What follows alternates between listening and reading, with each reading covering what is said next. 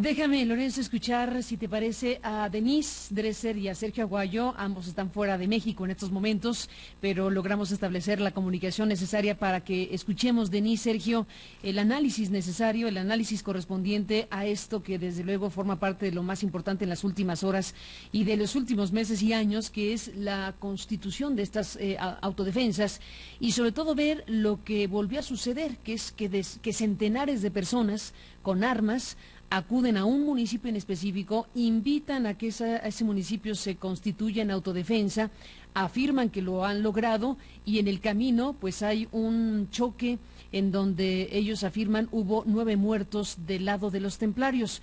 No tenemos en este momento una versión oficial del gobierno de Michoacán que nos haya dado alguna versión precisamente sobre lo ocurrido.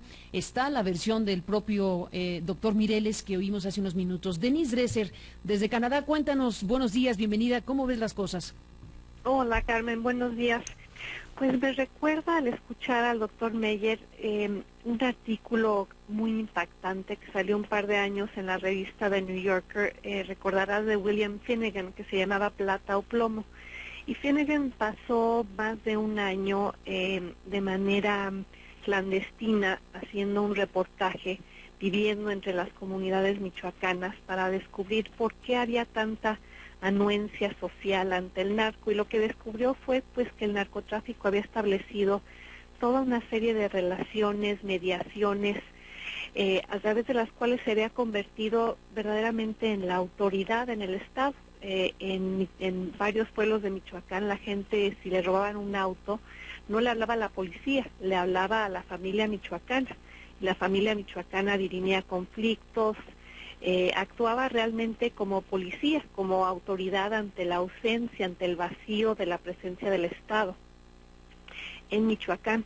Y lo que estamos viendo ahora pues es la resistencia social después de años de esa convivencia, por llamarla de una manera, resistencia ante ya lo que se percibe como extorsión y los costos de haber permitido que la familia se infiltrara de una manera tan importante en la vida cotidiana de muchos de los pueblos del Estado.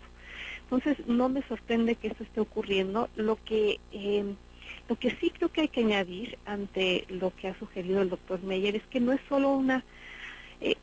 hay que ponerle nombre y apellido, no es solo el fracaso de la política del Estado en términos de seguridad, es el fracaso de la política de seguridad de Enrique Peña Nieto, porque recordemos que al inicio del sexenio nos prometió que iba a repensar la estrategia de Felipe Calderón. Se habló de una gendarmería, se habló de traer a asesores colombianos, se habló de crear nuevas fuerzas, se habló de reformas importantes y todo ello ha quedado en el tintero, Carmen. Lo único que ha cambiado en este sexenio es la conversación. Ya no hablamos de este tema, ya no ocupa las primeras planas de los periódicos como solía ocurrir en el sexenio de Felipe Calderón, cuando la guerra contra las drogas y contra las bandas criminales y los cárteles era la obsesión presidencial. Ahora la obsesión presidencial se ha envuelto las reformas, y de manera muy deliberada el tema de la violencia a nivel estatal ya no se toca, pero sigue ocurriendo. Y esta entrevista y lo que revela, pues simplemente sugiere que ha pasado el tiempo sin que el gobierno se haya ocupado realmente del tema. Yo quisiera saber exactamente qué ha pasado en términos de la reformulación de una política de seguridad, qué ha pasado con la gendarmería, qué ha pasado con la policía a nivel nacional, qué ha pasado todavía con el Código de Procedimientos Penales que aún no ha sido aprobado. En fin, ha pasado un año en el cual se nos había prometido que las cosas cambiarían y ahora vemos que no es así. El periódico Reforma publica, creo que es cada mes, un ejecutómetro en el cual va llevando la cuenta del número de ejecutados a nivel estatal, y creo que los números del primer año de Enrique Peña Nieto se asemejan mucho a los números de los últimos meses de Felipe Calderón. Entonces la retórica ha cambiado, ya no está presente, ya no está centrada en este tema de la inseguridad, que además sigue siendo el que más preocupa a los mexicanos, pero la realidad, digamos, a nivel cotidiano para muchas personas en Michoacán, en Tamaulipas, en otros estados de la República, sigue siendo exactamente la misma. Sergio Aguayo, ¿qué dices? Carmen, buenos días, bienvenido. Buenos días, qué gusto saludarlos a todos.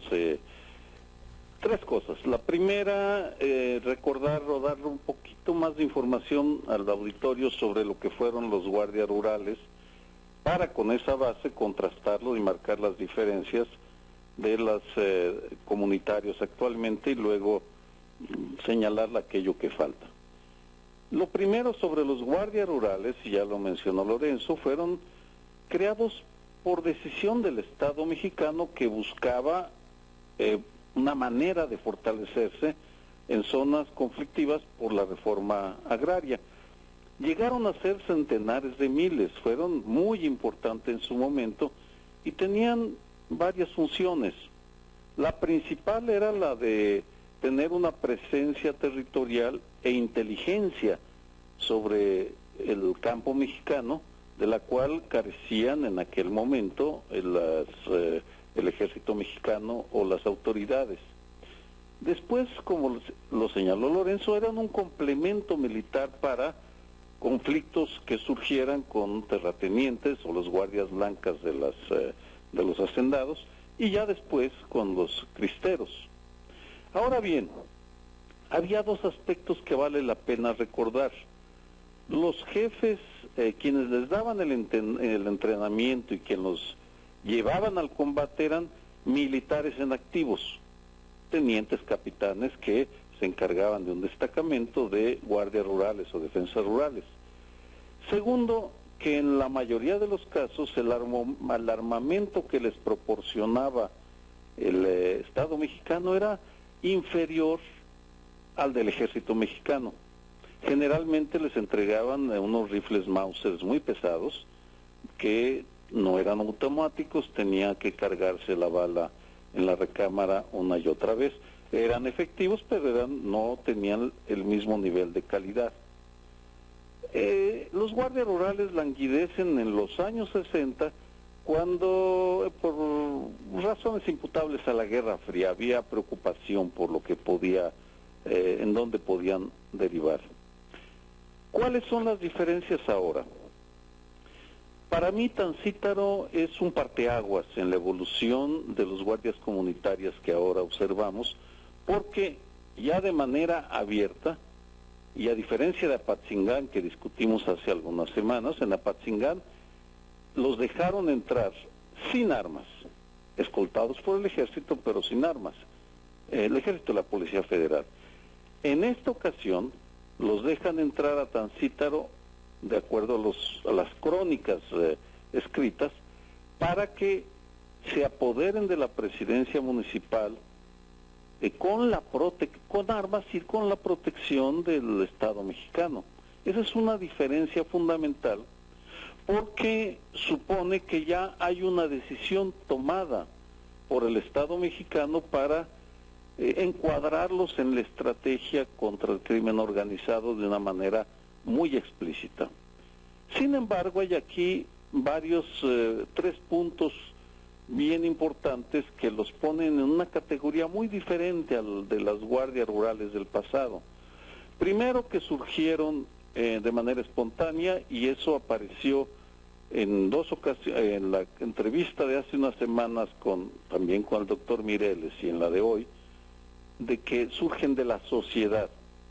No es por un mandato del Estado, por una decisión estratégica, sino que ahí estaban cuando llega el gobierno de Peña Nieto, que ahora dice, pues los reconozco. En segundo lugar, la calidad del armamento.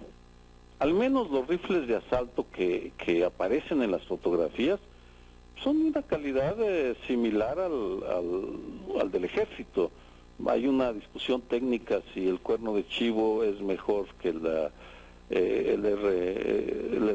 R15 o no. No voy a meter en esa discusión. En todo caso, son armas, M16, cuernos de chivo, R15, lo que estamos viendo, que están al mismo nivel de calidad. Ya no las ametralladoras pesadas que uno observa en los convoyes militares, calibre 50, pero sí en la tropa de a pie no desmerece en calidad.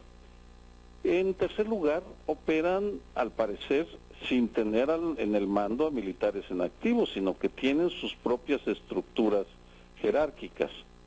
En otras palabras, si toda proporción guardada, los guardias rurales de hace 60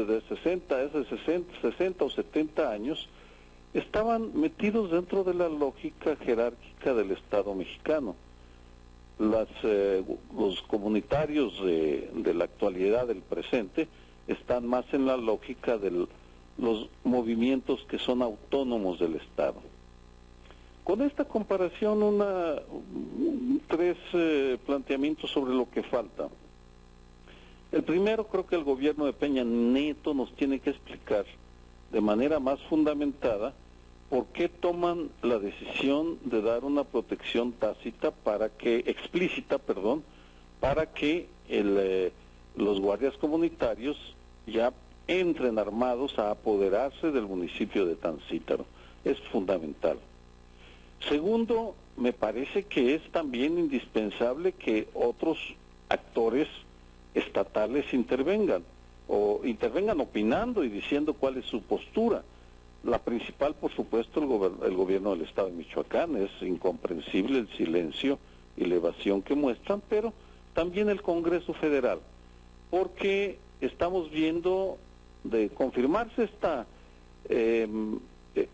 esta práctica de proteger a los comunitarios para que tomen presidencias municipales, estamos ante un viraje fundamental que altera la manera como las leyes dicen que debe funcionar el uso de la fuerza.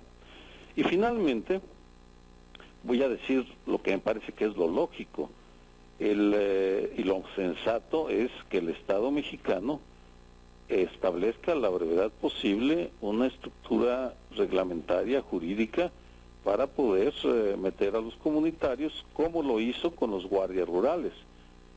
No sé si lo que esto implique en estos momentos, pero me parece que aquí estamos claramente ante un hecho que se sale totalmente de la legalidad, y lo peor que podríamos permitir es dejar que siga dándose así, cuando lo más sensato es, si el Estado ya no puede garantizar la seguridad, como lo dijo el secretario de Gobernación, ya no solo de los alcaldes, por supuesto, sino de la población, entonces lo sensato es que los grupos de autodefensa que están surgiendo en diferentes estados tengan un marco legal que nos permita un mínimo de garantías de que no van a deteriorarse o degenerarse en movimientos paramilitares que ahora vengan a sustituir a los carteles del crimen organizado. Bueno, comentarios esta mañana de Denise Dresser, Lorenzo Meyer, Sergio Aguayo, diferentes maneras